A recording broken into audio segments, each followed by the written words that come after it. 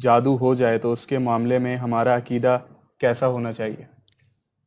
جادو کیا جاتا ہے، جادو ہوتا ہے، اس کا اثر بھی ہوتا ہے، مگر کرنے والا کروانے والا دونوں حرام کام کے مرتکب ہوتے ہیں، اور بعض مرتبہ کفر تک بات جاتی ہے۔ کیسے؟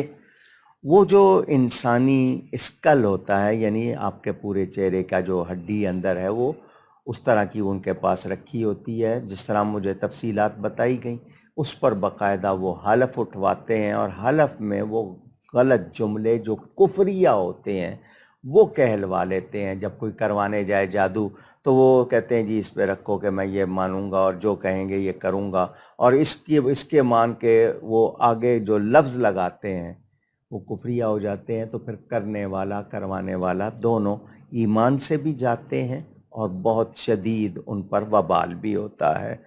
تو جادو کا اثر کبھی کبھی بیماری بن کے جادو ہو جاتا ہے، کبھی کسی اور طرح ہوتا ہے۔ تو لا حول ولا قوت الا باللہ، اس کلمے کو آپ کیا سمجھتے ہیں؟ یہ جنت کے خزانوں میں سے خزانہ، اور اس کے پڑھنے سے شیطان نہیں رہتا، جادو کہاں رہے گا۔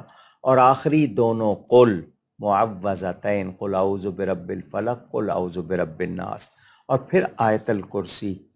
چاروں قل، آیت الکرسی صبح پڑھ لیں ایک مرتبہ، رات کو پڑھ لیں ایک مرتبہ، کوئی جادو نہیں ہوگا انشاءاللہ۔